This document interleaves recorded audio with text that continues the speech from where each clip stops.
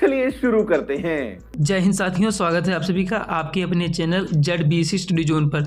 तो दोस्तों, मैं आज आप लोगों के लिए हार्डी-वीनबर्ग लॉ से कुछ क्वेश्चन लेकर आया हूं। तो ठीक है, क्वेश्चन को स्टार्ट करने से पहले इसका जो डिफिनेशन होता है उसको देख लेते हैं। It state that allele and genotype frequency will remain constant from generation to generation in the absence of evolutionary force और evolutionary influences. These forces include the mate choice, या इसी को बोलते हैं क्या, असोर्टेटिव मेटिंग,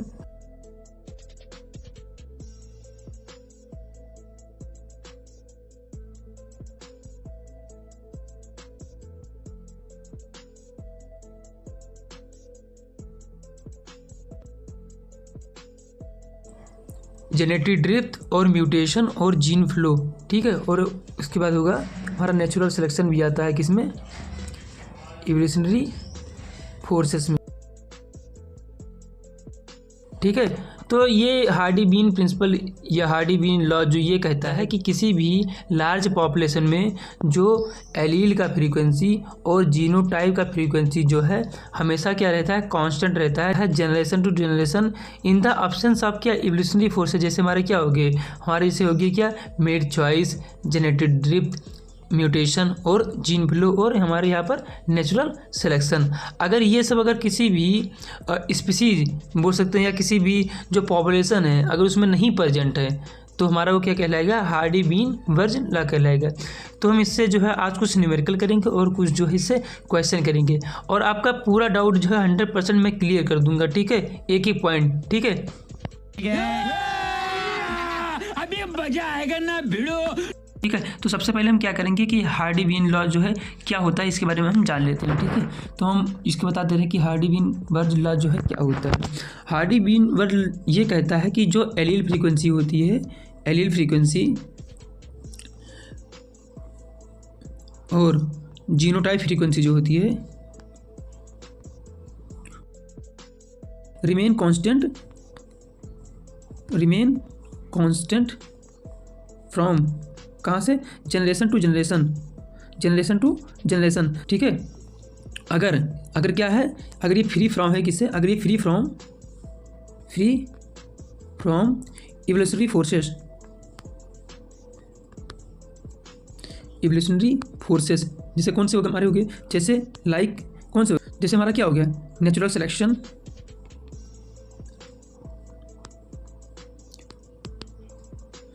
क्या और क्या हो गया, जेनेटिक ड्रिफ्ट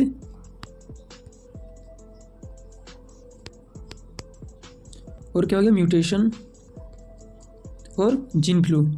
देखो मैं आपको बता दूं इसमें क्या है कि जो हार्डी-बीन-बर्ग लॉ है वो ये कहता है कि एलील और जीनोटाइप का फ्रीक्वेंसी जो क्या होता है रिमेन कांस्टेंट फ्रॉम कहाँ से, जनरेशन टू जनरेशन। अगर if absence of evolutionary forces, जैसे हमारा क्या हो गया, जेनेटिक ड्रिफ्ट हो गया, म्यूटेशन हो गया और नेचुरल सिलेक्शन हो गया और जीन फ्लो हो गया। ठीक है, अगर ये सब अगर एब्सेंट हैं तो क्या हो गया, इसी को कहते हैं क्या, हार्डी-बीन-बर्ग लॉ कहते हैं। ठीक है, हार्डी-बीन-बर्ग में जो इक्वेशन दिया होता है, क्या दिया होता है वो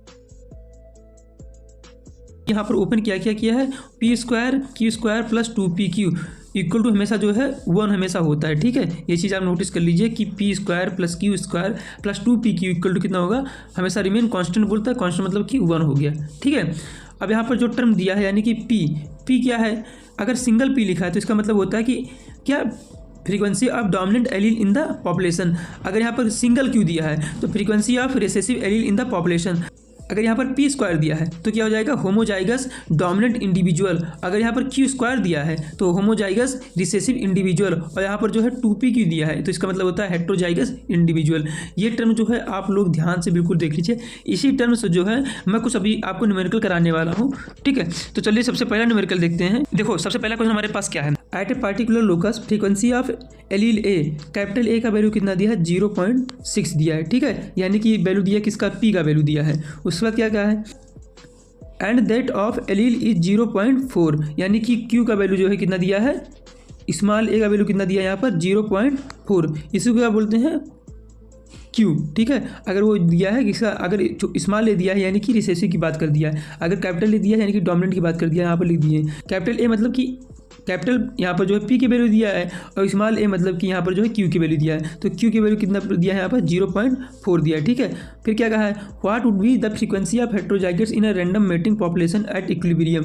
रैंडम मेटिंग पॉपुलेशन में जो है फ्रीक्वेंसी जो है हेटेरोजाइगस का क्या होगा, यानी कि हेटेरोजाइगस मतलब क्या हो गया, यहाँ पर दिया है ना, यहाँ पर देखो ध्यान से 2pq दिया है ना, 2pq। तो हमारे पास जब निकालेंगे 2pq तो p का वैल्यू कितना दिया है, यहाँ पर p का वैल्यू कितना दिया है 0.6 दिया है और q का वैल्यू कितना दिया है 0.4 दिया है। जब इसको जब मल्टीप्लाई करेंगे तो कोई 24 दूना कितना हो गया 48, यानी कि 0.48 हमारा जो आंसर आ जाएगा, ठीक है। तो 0.4 जो है हमारा कौन सा ऑप्शन आ रहा है इसमें से, ऑप्शन सी आ रहा है 0.48, ठीक है। उसमें कुछ करना नहीं रहता, इसमें जो सिंपली कैलकुलेशन होता है उसी को जो है आपको सॉल्व करना होता है, ठीक है। नेक्स्ट क्वेश्चन देखते हैं। सेकंड क्वेश्चन हमारे पास है, यहाँ पर रहेगा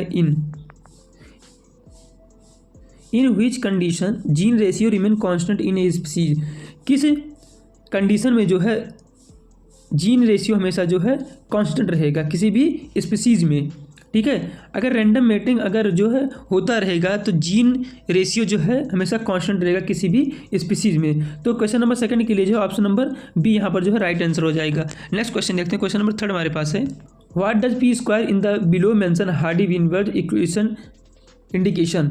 हार्डी-विनवर्ड इक्वेशन में जो है पी स्क्वायर जो है क्या डिनोट करता है, यानी कि पी स्क्वायर। अभी मैं आपको क्या बताएं ऊपर, ऑप्शन ए यहाँ पर है individual that are heterozygous dominant, option B यहाँ पर है individual having a lethal allele, option C यहाँ पर है individual that are homozygous dominant, option D यहाँ पर है individual that are homozygous recessive. तो पी स्क्वायर क्या बताए हैं, अभी क्या बताया है कि पी स्क्वायर जो हमेशा जो डील करेगा वो किससे करेगा, होमोजाइगस डोमिनेंट से, ठीक, किससे करेगा, होमोजाइगस डोमिनेंट से। क्वेश्चन नंबर थर्ड के लिए ऑप्शन नंबर सी यहाँ पर जो है राइट आंसर हो जाएगा। अगर यहाँ पर पी स्क्वायर दिया है तो इसका मतलब क्या हुआ कि वो जो है होमोजाइगस मतलब क्या होता है, एक ऐसी कंडीशन जो है जिसमें जो है मतलब कोई भी लेटर जो है 2 बार आए, ठीक है।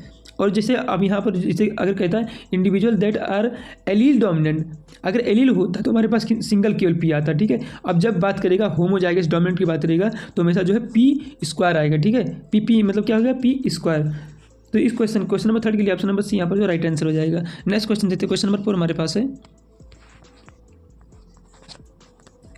What is correct formula of Hardy-windward law. Hardy-windward law के लिए कौन सा इसमें से करेक्ट फार्मूला है, तो हार्डी-विनवर्ड लॉ क्या, पी स्क्वायर प्लस क्या 2pq प्लस क्या क्यू स्क्वायर इक्वल टू कितना 1 ना। तो चेक कर लेते हैं कि ऑप्शन कौन सा इसमें से है जो है किस ऑप्शन में लिखा हुआ है, ठीक है। ऑप्शन ए यहाँ पर है p square 2pq plus q square equal to 1, यानी कि ऑप्शन नंबर फर्स्ट हमारा यहाँ पर जो है सही हो जाएगा, ठीक है। नेक्स्ट क्वेश्चन देखते हैं। क्वेश्चन नंबर 5 हमारे पास है,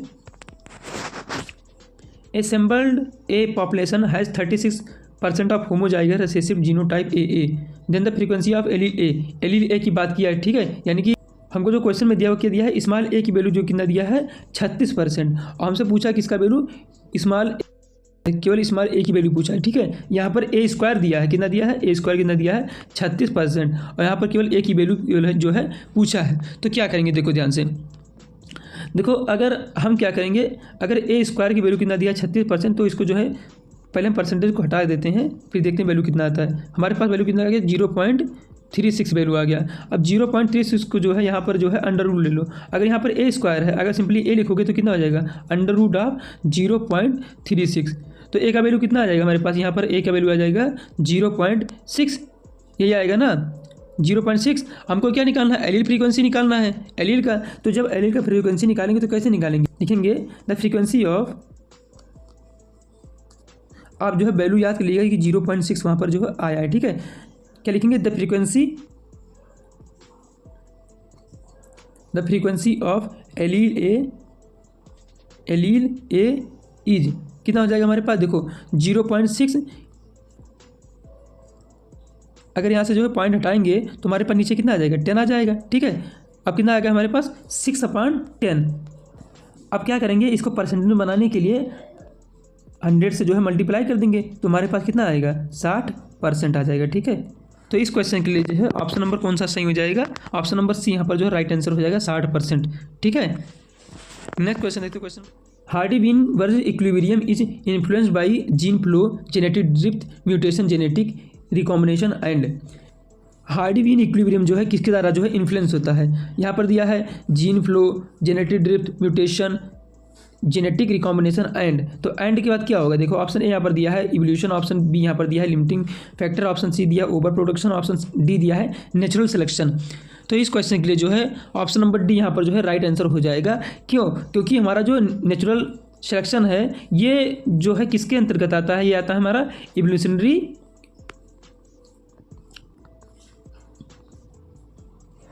फोर्सेस के अंदर आता है, ठीक है, इसको बोलते हैं इवोल्यूशनरी फोर्सेस, ठीक है।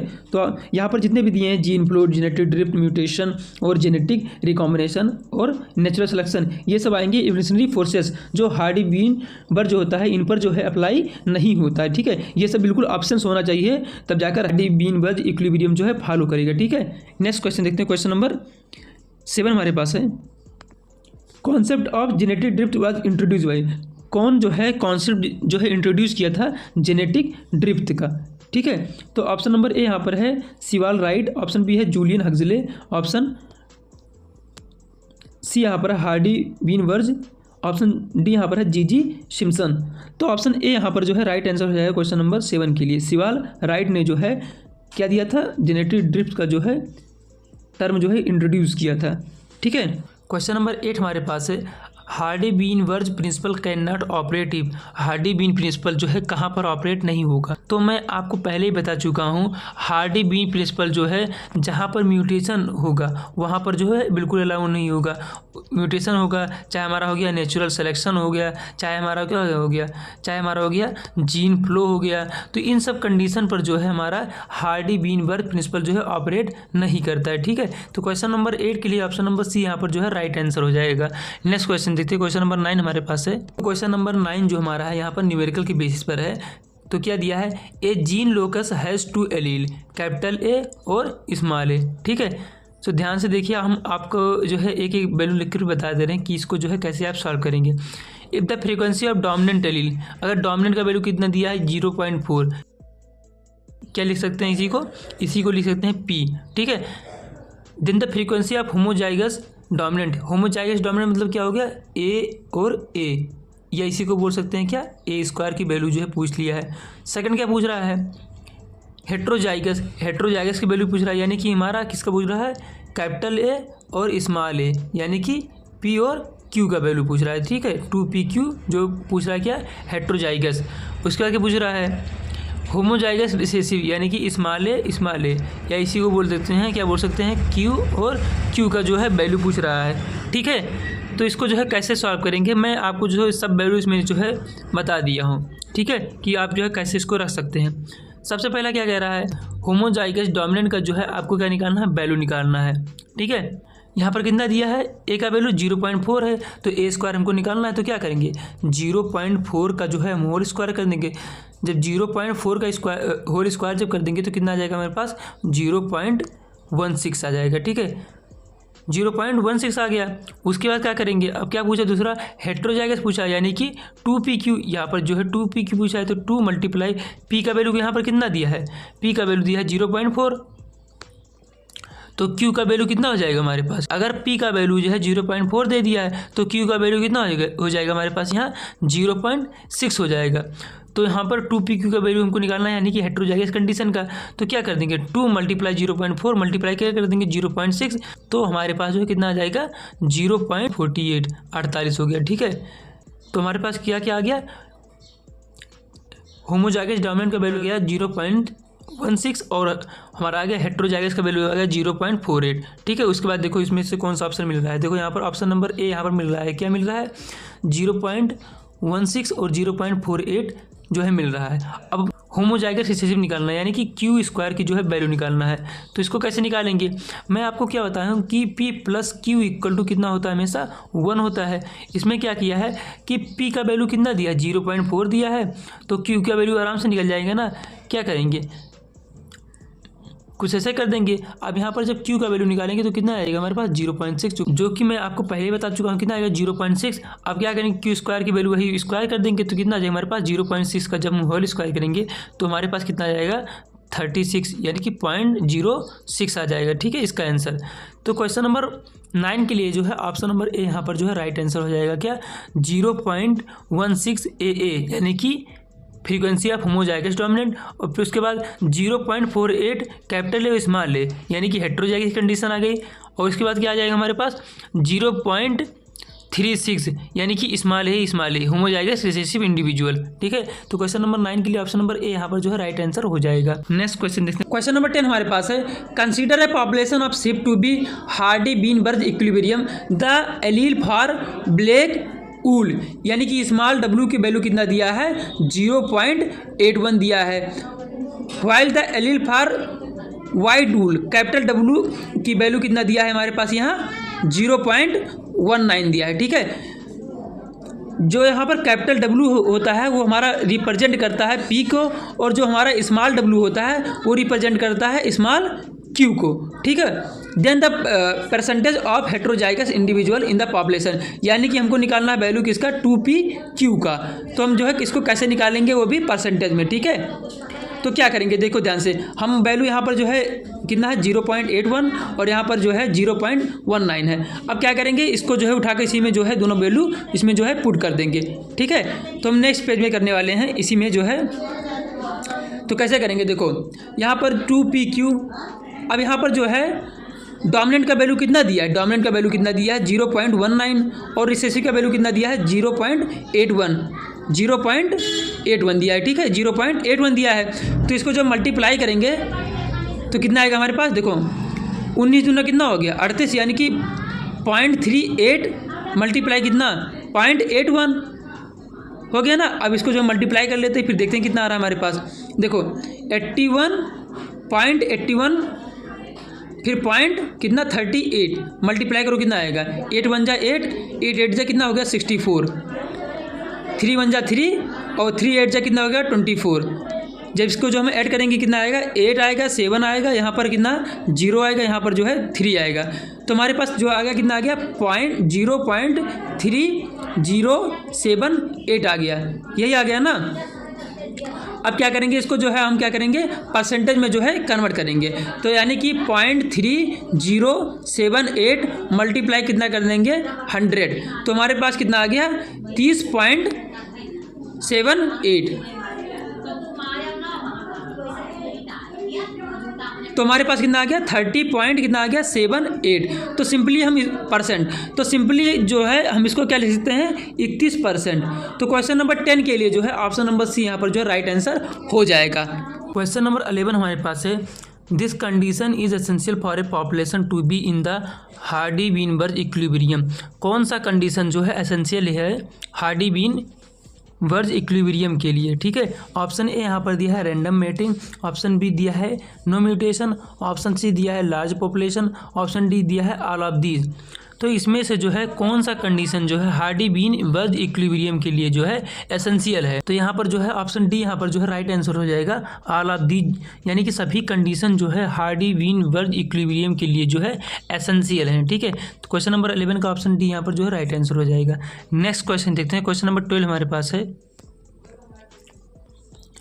This is true of the population which are included in Hardy वीन इक्विलिब्रियम। इसमें से जो है कौन सा सही है जो इंक्लूड करेगा किसको हार्डी वीन इक्विलिब्रियम को।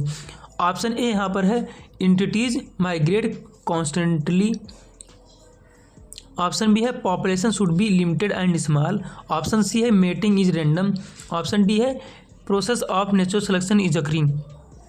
तो क्वेश्चन 12 के लिए जो है ऑप्शन नंबर यहाँ पर सी जो है राइट आंसर हो जाएगा, क्या मेटिंग इज रैंडम होना चाहिए हार्डी वीन इक्विलिब्रियम में। ठीक है, हार्डी वीन इक्विलिब्रियम में जो है रैंडम जो है मेटिंग होना चाहिए इन ए किसमें इन ए लार्ज पॉपुलेशन। ठीक है, पॉपुलेशन कैसा होना चाहिए लार्ज।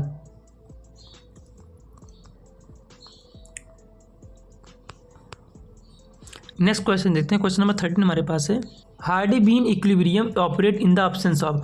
हार्डी वीन इक्विलिब्रियम जो है ऑपरेट होता है किसके एब्सेंस में। ऑप्शन ए यहाँ पर है जीन फ्लो, ऑप्शन बी है म्यूटेशन, ऑप्शन सी है नेचुरल सिलेक्शन, ऑप्शन डी है ऑल ऑफ दीज। तो हार्डी वीनबर्ग इक्विलिब्रियम जो है वो ऑपरेट करता है किसके एब्सेंस में, जीन फ्लो के, म्यूटेशन के और नेचुरल सिलेक्शन के लिए। तो क्वेश्चन नंबर 13 के लिए जो है ऑप्शन नंबर डी यहाँ पर जो राइट आंसर हो जाएगा। ये जो हमारे पास दिया है क्या जीन फ्लो, म्यूटेशन और नेचुरल सिलेक्शन, ये क्या है हमारे पास, इसको बोलते हैं इवोल्यूशनरी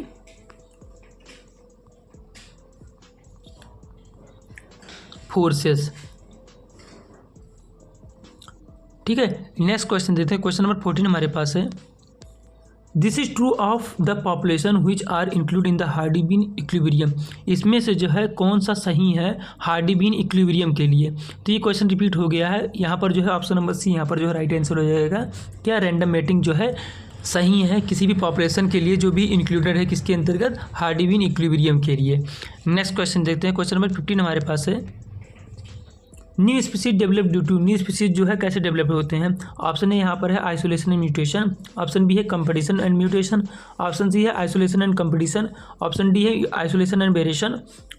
ठीक है, तो ऑप्शन नंबर डी यहाँ पर जो है राइट आंसर हो जाएगा। आइसोलेशन एंड वेरिएशन जो है न्यू स्पीसीज को जो है डेवलप करता है। ठीक है, क्वेश्चन नंबर 15 के लिए ऑप्शन नंबर डी यहाँ पर जो राइट आंसर हो जाएगा।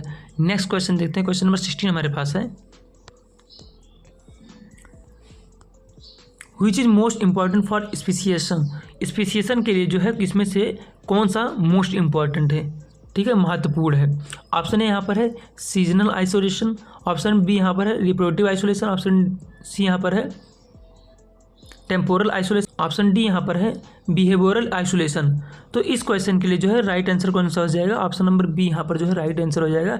रिप्रोडक्टिव आइसोलेशन जो होता है मोस्ट इंपॉर्टेंट होता है किसके लिए, स्पीसिएशन के लिए। ठीक है, नेक्स्ट क्वेश्चन देखते हैं। क्वेश्चन नंबर 17 हमारे पास है, some bacteria can grow in streptomycin containing medium due to. कुछ बैक्टीरिया जो होते हैं स्ट्रेप्टोमाइसिन कंटेनिंग मीडियम में जो है ग्रो करते हैं। इंड्यूस म्यूटेशन, ऑप्शन बी है नेचुरल सिलेक्शन, ऑप्शन सी है रिप्रोडक्टिव आइसोलेशन, ऑप्शन डी है मिमिक्री। तो इस क्वेश्चन के लिए जो है ऑप्शन नंबर बी यहाँ पर जो है राइट आंसर हो जाएगा। नेचुरल सिलेक्शन की वजह से जो है कोई भी बैक्टीरिया जो है स्ट्रेप्टोमाइसिन में जो है ग्रो करता है। ठीक है, नेक्स्ट क्वेश्चन देखते हैं। क्वेश्चन नंबर 18 हमारे पास है, in a population which is in Hardy Weinberg equilibrium the frequency of q equal to कितना दिया है 0.30, यानी कि Q इक्वल टू कितना दिया है 0.30, यानी कि क्या दिया है, ये रिसेसिव का है ना, आप ध्यान रखिएगा क्योंकि Q का वैल्यू दिया है। ठीक है, find out the expected number of heterozygous. Heterozygous की जो है वैल्यू निकालना है। तो हम जानते हैं P की P प्लस Q की वैल्यू कितनी होती है, इक्वल टू 1 हो जाती है। Q की वैल्यू कितना दिया है, यहाँ पर P प्लस Q की वैल्यू कितना दिया है 0.3 दिया है, या 30 बोल सकते हैं, इक्वल टू कितना यहाँ 1। तो P की वैल्यू कितना आ गया हमारे पास 0.70 आ गया। ठीक है, हमको क्या निकालना है, हेट्रोजाइगस निकालना है, यानी कि 2PQ। तो यहाँ पर क्या करेंगे 2 मल्टीप्लाई P का वैल्यू कितना हो जाएगा हमारे पास, P का वैल्यू 0.7 मल्टीप्लाई कितना 0.3, Q का वैल्यू कितना दिया है 0.3। जब इसको जो है मल्टीप्लाई करेंगे तो कितना आ जाएगा हमारे पास 0.42 आ जाएगा। ठीक है, तो क्वेश्चन नंबर 18 के लिए जो है ऑप्शन नंबर बी यहाँ पर जो है राइट आंसर हो जाएगा क्या 0.42।